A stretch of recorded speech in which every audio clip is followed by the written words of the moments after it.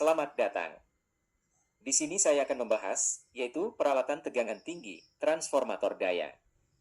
Selamat datang di sesi pembelajaran tentang peralatan tegangan tinggi, khususnya transformator daya. Dalam sesi ini, kita akan menjelajahi fungsi, prinsip kerja, konstruksi, jenis, aplikasi, perawatan, isu keselamatan, dan pengembangan teknologi dari transformator daya. Pengantar, fungsi dan prinsip kerja transformator daya.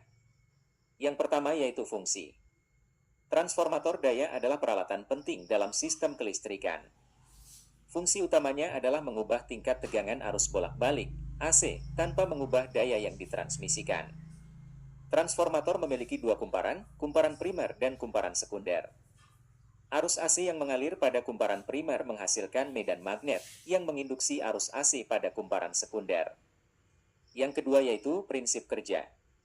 Prinsip kerja transformator daya didasarkan pada induksi elektromagnetik. Ketika arus AC mengalir pada kumparan primer, medan magnet yang dihasilkan menginduksi arus AC pada kumparan sekunder. Rasio tegangan antara kumparan primer dan sekunder sebanding dengan rasio jumlah lilitan pada kedua kumparan. Selanjutnya adalah konstruksi transformator daya. Yang pertama, ada inti besi. Yaitu, inti besi adalah bagian utama transformator yang terbuat dari bahan ferromagnetik. Inti besi berfungsi untuk memperkuat medan magnet yang dihasilkan oleh kumparan primer. Yang kedua, ada kumparan primer dan sekunder. Yaitu, kumparan primer adalah kumparan yang dihubungkan ke sumber tegangan. Kumparan sekunder adalah kumparan yang dihubungkan ke beban. Jumlah lilitan pada kedua kumparan menentukan rasio tegangan transformasi. Yang ketiga, ada isolasi.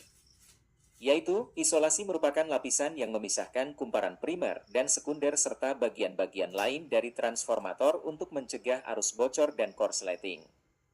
Yang terakhir, ada tangki yaitu, tangki adalah wadah yang berisi seluruh komponen transformator dan berfungsi sebagai pelindung dari lingkungan luar. Berikutnya, prinsip kerja transformator daya.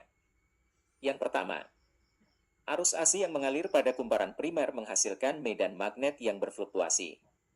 Yang kedua, induksi elektromagnetik, yaitu medan magnet yang berfluktuasi menginduksi arus AC pada kumparan sekunder melalui prinsip induksi elektromagnetik. Yang ketiga adalah rasio tegangan, yaitu rasio tegangan antara kumparan primer dan sekunder sebanding dengan rasio jumlah lilitan pada kedua kumparan. Jenis-jenis transformator daya. 1. Transformator step up. Transformator step up meningkatkan tegangan. Digunakan untuk mentransmisikan daya pada tegangan tinggi yang efisien. 2. Transformator step down. Transformator step down menurunkan tegangan. Digunakan untuk mendistribusikan daya pada tegangan rendah ke konsumen. 3. Transformator distribusi. Transformator distribusi digunakan untuk mendistribusikan daya ke area geografis tertentu. Biasanya memiliki kapasitas yang lebih kecil dibandingkan dengan transformator transmisi. Yang keempat, adalah transformator autotransformator. Yaitu, transformator autotransformator memiliki satu kumparan yang berfungsi sebagai kumparan primer dan sekunder. Digunakan untuk menyesuaikan tegangan dalam rentang kecil. Berikutnya, aplikasi transformator daya dalam sistem kelistrikan. Yang kesatu, transmisi daya. Transformator step up digunakan untuk mentransmisikan daya pada tegangan tinggi, mengurangi kehilangan daya dan meningkatkan efisiensi. 2. Distribusi daya. Transformator step down digunakan untuk menurunkan tegangan tinggi menjadi tegangan rendah yang aman untuk digunakan oleh konsumen.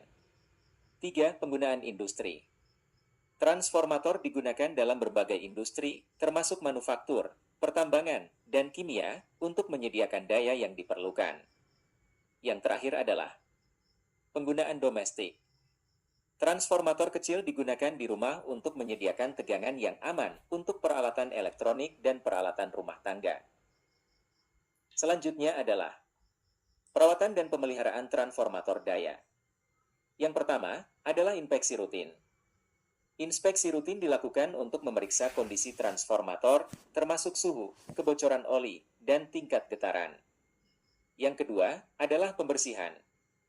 Pembersihan transformator secara berkala penting untuk menghilangkan debu, kotoran, dan kontaminan lainnya yang dapat menyebabkan masalah. Yang ketiga adalah penggantian oli.